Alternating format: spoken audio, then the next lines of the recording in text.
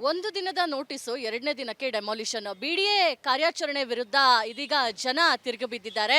ಮುಖ್ಯವಾಗಿ ವಿಜಯನಗರದ ಕೆಂಪಾಪುರ ಅಗ್ರಹಾರದಲ್ಲಿ ಬಿಡಿಎ ಏನು ತನ್ನ ಜಾಗ ಅಂತ ಹೇಳಿ ಕಾರ್ಯಾಚರಣೆಯನ್ನ ಮಾಡ್ತಾ ಇದೆ, ಒತ್ತುವರಿ ಕಾರ್ಯಾಚರಣೆ. ಇದರ ವಿರುದ್ಧ ಇಲ್ಲಿರುವಂತಹ ಮೂಲ ಮಾಲೀಕರು ಆಕ್ರೋಶವನ್ನ ಹೊರಹಾಕ್ತಾ ಇರುವಂಥದ್ದು. ಕಳೆದ 55 ವರ್ಷಗಳಿಂದ ಇದು ನಮ್ಮ ಪ್ರಾಪರ್ಟಿ ಆಗಿದೆ, ಆದರೆ ಏಕಾಏಕಿ ಬಿಡಿಎ ತನ್ನ ಪ್ರಾಪರ್ಟಿ ಅಂತ ಹೇಳಿ ಯಾವುದೇ ಮುನ್ಸೂಚನೆಯನ್ನ ಕೊಡದೆ ಕೇವಲ ಒಂದು ದಿನದ ನೋಟಿಸ್ ಕೊಟ್ಟು ಎರಡನೇ ದಿನಕ್ಕೆ ಬಂದು ಡೆಮಾಲಿಷನ್ ಮಾಡಿದೆ ಅಂತ ಹೇಳಿ ಅವರು ಆರೋಪಿಸ್ತಾ ಇದ್ದಾರೆ. ಈ ಏನು ಜಾಗವನ್ನ ನೋಡ್ತಾ ಇದ್ದೀರಾ, ಇದು ರಾಮಕೃಷ್ಣ, ಚಿಕ್ಕ ಹನುಮಯ್ಯ ಹಾಗೆ ಜಯಮ್ಮ ಅನ್ನೋರಿಗೆ ಸೇರಿರುವಂತಹ ಜಾಗ. ಕಳೆದ 55 ವರ್ಷಗಳಿಂದ ಅವರ ಆನ್ಸಿಸ್ಟ್ರಲ್ ಪ್ರಾಪರ್ಟಿ ಅದು. ಇವಾಗ ಈ 3 ಎಕರೆ 10 ಗುಂಟೆ ಅಷ್ಟು ಜಾಗವನ್ನ ಉಳಿಸ್ಕೊಂಡಿದ್ರು. ಇದರಲ್ಲಿ 12 ಗುಂಟೆ ಜಾಗ ಬಿಡಿಎದ್ದು ಅಂತ ಹೇಳಿ ಏಕಾಏಕಿ ಬಿಡಿಎ ಅಧಿಕಾರಿಗಳು ಈ ತೆರವು ಕಾರ್ಯಾಚರಣೆಯನ್ನ ಮಾಡ್ತಾ ಇರುವಂಥದ್ದು. ಆದರೆ ಮತ್ತೊಂದು ಕಡೆ ಇದೇ ಜಾಗಕ್ಕೆ ಇಲ್ಲಿರುವಂತಹ ಮಾಲೀಕರು ಸೇಲ್ ಡೀಡನ್ನು ಇಟ್ಕೊಂಡಿದ್ದಾರೆ, ಖಾತೆ ಇದೆ, ಕಂದಾಯ ಇದೆ, ಈ ಖಾತೆಯನ್ನ ಮಾಡಿಸಿದ್ದಾರೆ, ತೆರಿಗೆಯನ್ನು ಕಟ್ತಾ ಇದ್ದಾರೆ. ಇಷ್ಟೆಲ್ಲ ಡಾಕ್ಯುಮೆಂಟ್ ಪ್ರಾಪರ್ ಇದ್ರೂ ಕೂಡ ಬಿಡಿಎ ಏಕಾಏಕಿ ತನ್ನ ಪ್ರಾಪರ್ಟಿ ಅಂತ ಹೇಳಿ ಮುಂದಾಗಿದೆ ಅಂತ ಹೇಳಿ ಕೂಡ ಅವರು ಆರೋಪವನ್ನು ಮಾಡ್ತಾ ಇರುವಂಥದ್ದು. ಅಷ್ಟೇ ಅಲ್ಲ, ಕೇವಲ ಒಂದು ದಿನದ ನೋಟಿಸನ್ನು ಯಾವುದೋ ಒಂದು ಬೋರ್ಡ್ ಮೇಲೆ ಅಂಟಿಸಿ ಹೋಗಿದ್ರು. ವಿಷಯ ತಿಳಿದ ಕೂಡಲೇ ನಮ್ಮದೆಲ್ಲ ಡಾಕ್ಯುಮೆಂಟನ್ನು ತೊಗೊಂಡು ನಾವು ಬರ್ತೇವೆ ಅಂತ ಹೇಳಿದ್ರು. ಅದಕ್ಕೆ ಆಯಿತು ಬನ್ನಿ ಆಫೀಸಿಗೆ ಅಂತ ಅಧಿಕಾರಿಗಳೇ ನಮ್ಮನ್ನು ಕರೆದ್ರು. ಆದರೆ ಬಿ ಡಿ ಎ ಕಚೇರಿಗೆ ಹೋದಂತಹ ಸಂದರ್ಭದಲ್ಲಿ ಒಬ್ಬರು ಅಧಿಕಾರಿ ಕೂಡ ಅಲ್ಲಿ ಇರಲಿಲ್ಲ. ಫೋನ್ ಮಾಡಿದಂತಹ ಸಂದರ್ಭದಲ್ಲಿ ನಾವು ಮೀಟಿಂಗಲ್ಲಿದ್ದೇವೆ, ಇವತ್ತು ಬರೋದಕ್ಕೆ ಆಗೋದಿಲ್ಲ ಅಂತ ಹೇಳಿದರು. ಹಾಗಾಗಿ ನಾವು ವಾಪಸ್ ಬಂದ್ವಿ. ಆದರೆ ಬೆಳಿಗ್ಗೆ ಏಕಾಏಕಿ ಸುಮಾರು 7 ಗಂಟೆಗೆ ಬಂದು ಹೀಗೆ ತೆರವು ಕಾರ್ಯಾಚರಣೆಯನ್ನು ಮಾಡ್ತಾ ಇದ್ದಾರೆ. ಇದು ದೊಡ್ಡ ಅನ್ಯಾಯ. ಯಾಕಂತ ಹೇಳಿದ್ರೆ ನಮ್ಮ ಪ್ರಾಪರ್ಟಿ ಅದು ಹೇಗೆ ಬಿಡಿಎ ಪ್ರಾಪರ್ಟಿ ಆಗುತ್ತೆ ಅಂತಲೂ ಕೂಡ ಅವರು ಪ್ರಶ್ನೆಯನ್ನ ಮಾಡ್ತಾ ಇದ್ದಾರೆ. ಅಷ್ಟೇ ಅಲ್ಲ, ಈ ಒಂದು ಪ್ರಾಪರ್ಟಿಯಲ್ಲಿ ದೇವಸ್ಥಾನದ ಜಾಗಕ್ಕೂ ಕೂಡ ಅವರು ದೇವಸ್ಥಾನಕ್ಕೂ ಕೂಡ ಜಾಗವನ್ನ ಕೊಟ್ಟಿದ್ರು. ಜೊತೆಗೆ ಸ್ಥಳೀಯವಾಗಿದ್ದಂತಹ ಒಂದು ಶಾಲೆಗೂ ಕೂಡ ಜಾಗವನ್ನ ಬಿಟ್ಕೊಟ್ಟಿದ್ರು. ಜೊತೆಗೆ ಅಲ್ಲೇನು ಮುಂದೆ ನೋಡ್ತಾ ಇದ್ದೀರಾ, ಆ ಒಂದು ಸಿಲಿಂಡರ್ದು ಏನೋ ಒಂದು ಆಫೀಸ್ ನೋಡ್ತಾ ಇದ್ದೀರಾ, ಅದನ್ನು ಕೂಡ ಕಳೆದ 40 ವರ್ಷಗಳಿಂದ ಅದನ್ನ ಬಾಡಿಗೆಗೆ ಅಂತ ಕೊಟ್ಟಿದ್ರು. ಅವರು 40 ವರ್ಷಗಳಿಂದ ಇದೇ ಜಾಗದಲ್ಲಿ ಇದ್ಕೊಂಡು ಕೆಲಸವನ್ನ ಮಾಡ್ತಾ ಇದ್ದಾರೆ. ಜೊತೆಗೆ ಮಾಲೀಕರಿಗೆ ಅಲ್ಲಿರುವಂತಹ ಬಾಡಿಗೆ ಹಣವನ್ನ ಕೂಡ ಕಟ್ತಾ ಇದ್ದಾರೆ. ಆದರೆ ಈ ಪ್ರಾಪರ್ಟಿ ಹೆಸರಿನಲ್ಲಿ ಏನಾದರೂ ವಂಚನೆನ ಮಾಡ್ತಾ ಬಿಡಿಎ ಅಂತ ಹೇಳಿ ಅವರು ಅನುಮಾನವನ್ನು ವ್ಯಕ್ತಪಡಿಸ್ತಾ ಇರುವಂಥದ್ದು. ಅಷ್ಟೇ ಅಲ್ಲ, ಬಿಡಿಎಯ ಈ ಒಂದು ಕಾರ್ಯಾಚರಣೆ ವಿರುದ್ಧ ಅವರು ಆಕ್ರೋಶವನ್ನು ವ್ಯಕ್ತಪಡಿಸಿ ನಾವು ಕೂಡ ಕೋರ್ಟ್ ಮೊರೆ ಹೋಗ್ತೀವಿ ಅನ್ನೋ ಒಂದು ಮಾಹಿತಿಯನ್ನ ರಿಪಬ್ಲಿಕ್ ಕನ್ನಡದ ಜೊತೆ ಹಂಚ್ಕೊಂಡಿದ್ದಾರೆ. ಕ್ಯಾಮ್ರಾ ಪರ್ಸನ್ ರಾಘವೇಂದ್ರ ಜೊತೆ ದೀಪ್ತಿ ತೋಳ್ಪಾಡಿ, ರಿಪಬ್ಲಿಕ್ ಕನ್ನಡ, ಬೆಂಗಳೂರು. ಮಾಡಿ 55 ವರ್ಷ ಆಗಿದೆ. ಇದನ್ನು ಪರ್ಚೇಸ್ ಮಾಡಿದ್ದು ನಾವು 1964 1972 ಪರ್ಚೇಸ್ ಮಾಡಿರೋ ಜಾಗ. ಆಮೇಲೆ ನಮ್ಮದು ಇಲ್ಲಿ ಟೋಟಲ್ 14 ಎಕರೆ ಚಿಲ್ಲರೆ ಇದ್ದಿದ್ದು ಜಾಗ. 14 ಎಕರೆ ಚಿಲ್ಲರೆ ಇದ್ದಿದ್ದ ಜಾಗ ಎಲ್ಲ ಮಾರಿದ್ದೀವಿ. ಎಷ್ಟು ಮಾರಿದ್ದೀವಿ? 11 ಎಕರೆ ಮಾರಿದ್ದೀವಿ, ಇನ್ನು 3 ಎಕರೆ ಚಿಲ್ಲರೆ ಉಳಿಸ್ಕೊಂಡಿದ್ದೀವಿ ನಾವು.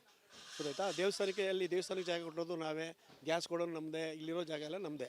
ಇವರು ಏಕಾಏಕಿ ನಮ್ಗೆ ಏನೂ ಕೊಡದೆ ಬಿ ಡಿ ಎನವರು ನೋಟಿಸು ಕೊಡದೆ, ನಾವು ಆ್ಯಸ್ ಎ ಓನರ್ 55 ವರ್ಷದ ಓನರ್ ಇರೋರಿಗೆ ಅಟ್ಲೀಸ್ಟ್ ಒಂದು ಇಂಟಿಮೇಷನ್ ಕೊಡಬೇಕಲ್ವಾ, ಒಂದು ಇಂಟಿಮೇಷನು ಕೊಟ್ಟಿಲ್ಲ.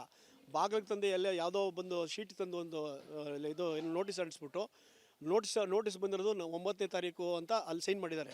ನಮಗೆ ಅವರು ಅಂಟಿಸಿರೋದು 12ನೇ ತಾರೀಕು, 13ನೇ ತಾರೀಕು ಬಂದು ಹೊಡಿತಾರೆ. ಅರ್ಥ ಆಯ್ತಾ?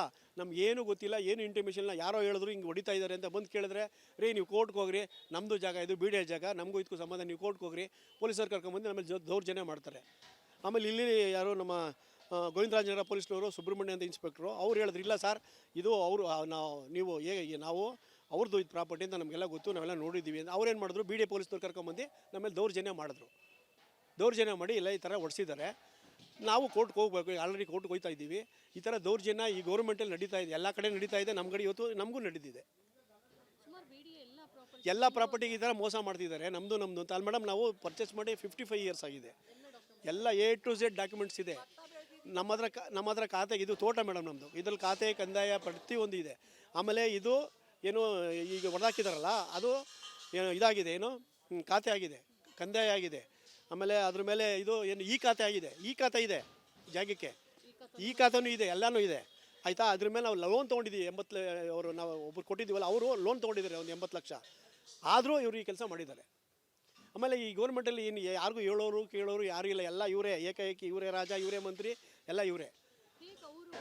ಅವ್ರು ಬಂದು ಹೊಡಿತಾ ಇದ್ರೆ ಹೇಳ್ತಾರೆ, ಏನ್ರಿ ನೀವು ನಮ್ಗೆ ಕೇಳ್ಬೇಡ್ರಿ, ಕಮಿಷನರ್ ಕೇಳ್ರಿ ಅಂತಾರೆ. ಕಮಿಷನರ್ ಬಂದ್ರೆ ತಾನೆ ಮೇಡಮ್ ಕೇಳೋದು. ಈಗ ನೀವು ಬಂದಿದ್ದೀರಾ, ನೀವು ನಮ್ಗೆ ಕೇಳ್ತಾ ಇದ್ರೆ ನಾವು ನಿಮ್ಗೆ ಹೇಳ್ತಾ ಇದ್ದೀವಿ. ಕಮಿಷನರ್ ಕೇಳ್ರಿ, ಕಮಿಷನರ್ ಬಂದರೆ ಮಾತಾಡಿದ್ರೆ ನಮ್ಗೆ ಗೊತ್ತಿಲ್ಲ, ನೀವು ಕಮಿಷನರ್ ಕೇಳ್ರಿ, ಕಮಿಷನರ್ ಹತ್ರ ಮಾತಾಡ್ರಿ. ಏನಿದು ದೌರ್ಜನ್ಯ? ಡೆಮಾಕ್ರಸಿ ಕಂಟ್ರಿನಾ ಇದೇನು ಈ ಥರ ಏನು ಇದು ಪಾಕಿಸ್ತಾನನ ಇದೇನು ಮಿಲ್ಟ್ರಿ ರೂಲಾ ನಾನೇನು ಮಾಡಿದ್ದೀನಿ ಅದೇನಾ ನಂದು ಅನ್ನೋದಾ ಆ ಥರ ಮಾಡಿ ಈ ಥರ ಕಬ್ಜಾ ಮಾಡಿ ನಮಗೆ ಭಾಳ ಬೆಳಗ್ಗೆ 7 ಗಂಟೆಯಿಂದ ಇದುವರೆಗೂ ತೊಂದರೆ ಕೊಟ್ಟಿದ್ದಾರೆ. ಇದು ಯಾವುದು ಒಟ್ಟು ಅವ್ರು ಹೇಳ್ತಾ ಇರೋದು ಬರೀ ಇಷ್ಟು ಅಂತ. ಆಮೇಲೆ ನಾಳೆ ಇದಕ್ಕೂ ಬರ್ತೀವಿ, ಇದು ನಮ್ಮದೇ ಸೇರ್ತದೆ. ಅವ್ರು ಹೇಳ್ತಾ ಇರೋದು 12 ಗುಂಟೆ ಹೇಳ್ತಾ ಇರೋದು ಮೇಡಮ್. ಅವರು 12 ಗುಂಟೆ ಮಾತ್ರ ನಮಗೆ ಇವಾಗ ಇದಾಗಿರೋದು. ಮುಂದಕ್ಕೆ ಏನು ಅದಕ್ಕೂ ಬರ್ಬೋದು, ಹೇಳಕ್ಕೆ ಬರಲ್ಲ, ಈ ಥರ ಕ್ವೆಶನ್ ಮಾರ್ಕು. ನಾವು ಇನ್ನೇನು ಕೋರ್ಟ್ಗೆ ಹೋಗ್ಬೇಕು ಮೇಡಮ್. ಇನ್ಯಾರು ನಮ್ಗೆ ಬೇರೆ ಯಾರೂ ದಿಕ್ಕಿಲ್ಲ. ನಾವು ಕಾನೂನಾತ್ಮಕವಾಗಿ ಹೋಗೋಣ ಅಂತ ಇದ್ದೀವಿ ಅಷ್ಟೇ, ಬೇರೆ ಏನೂ ಇಲ್ಲ. ನಮ್ಮ ತಂದೆ ತೊಗೊಂಡಿರೋದು, ನಮ್ಮ ದೊಡ್ಡಪ್ಪ ತೊಗೊಂಡಿರೋದು ಆಯ್ತಾ. ಅವರಿಬ್ಬರೇ ಪರ್ಚೇಸ್ ಮಾಡಿರೋದು, ಇದಕ್ಕೆ ಇಬ್ಬರು ಓನರು. ಆಮೇಲೆ ನಮ್ಮ ದೊಡ್ಡಮ್ಮ ಇದ್ದಾರೆ, ರಾಮಕೃಷ್ಣಯ್ಯ, ಚಿಕ್ಕನ್ಮಯ್ಯ, ಜಯಮ್ಮ, ಇನ್ನೊಬ್ಬರು ಸೀತಪ್ಪ. ಇಷ್ಟು ಜನದ ಪ್ರಾಪರ್ಟಿ ಇದು. ಒಬ್ಬರದೇ ಪ್ರಾಪರ್ಟಿ ಅಲ್ಲ, ಇಷ್ಟು ಜನದ ಪ್ರಾಪರ್ಟಿನೂ ಇದು. ನಾವು ಅವಾಗ ಪರ್ಚೇಸ್ ಮಾಡಿರೋದು. ನಮ್ಮ ಹತ್ರ ಸೇಲ್ ಡೀಡಿಂದ ಹಿಡಿದು ಪ್ರತಿ ಒಂದು ಪೇಪರ್ಸ್ ಇದೆ ಮೇಡಮ್. ಆಮೇಲೆ ನಾವು ಕೇಸ್ ನಡೀತಾ ಇತ್ತು.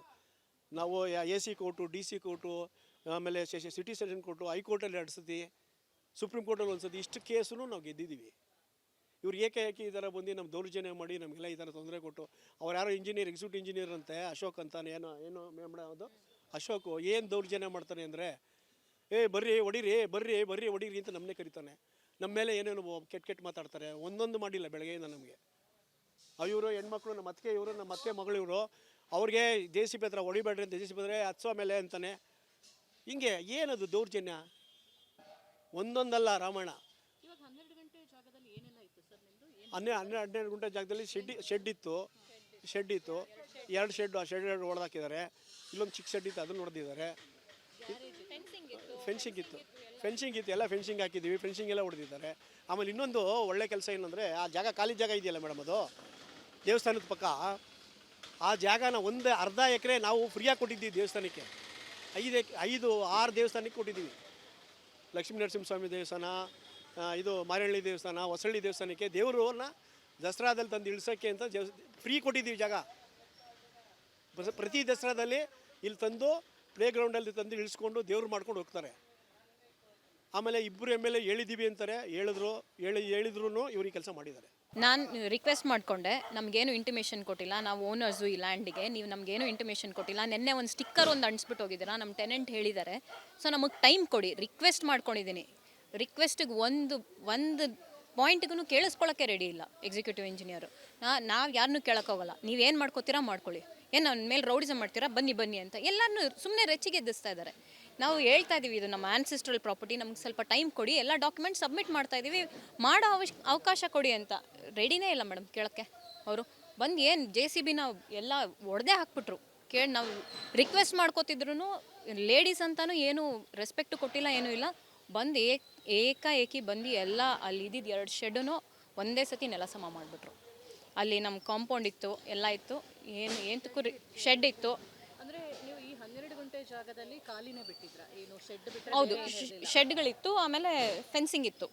ನಮ್ಮ ಫೆನ್ಸಿಂಗ್ ಇತ್ತು, ಯಾಕಂದರೆ ನಾವು ಇದಕ್ಕೆ ಗ್ರೌಂಡಿಗೆ ದೇವಸ್ಥಾನಕ್ಕೆ ಏನು ಫ್ರೀಯಾಗಿ ಕೊಟ್ಟಿದ್ವೋ ಅದಕ್ಕೂ ನಮ್ಮದಕ್ಕೂ ಸೆಗ್ರಿಗೇಷನ್ಗೆ ಒಂದು ಫೆನ್ಸಿಂಗ್ ಇತ್ತು. ಅದನ್ನು ಎಲ್ಲ ಕಿತ್ತಾಕ್ಬಿಟ್ಟಿದ್ದಾರೆ. ಎಲ್ಲ ಕಿತ್ತಾಕ್ಬಿಟ್ಟು ಎಲ್ಲ ಸಾಮಾನು ತೊಗೊಂಡೋಗ್ಬಿಟ್ರು. ಎಲ್ಲ ನೆಲ ಸಮ ಮಾಡಿ ನಾವು ಹೇಳ್ತಾ ಇದ್ದೀವಿ, ನಮ್ಮದು ಇಟ್ಟಿಗೆಗಳಿದೆ, ಅದು ಸಾಮಾನಾದರೂ ಬಿಡಿ ಅಂದರೆ ಅದಕ್ಕೂ ಕೇಳಲಿಲ್ಲ. BDA ಪೊಲೀಸವರು, ಆಮೇಲೆ BDA ಅಧಿಕಾರಿಗಳು ಬಂದು ಎಲ್ಲ ಸಾಮಾನು ಸಮೇತ ಎಲ್ಲ ಕ್ಲಿಯರ್ ಮಾಡಿಬಿಟ್ರು.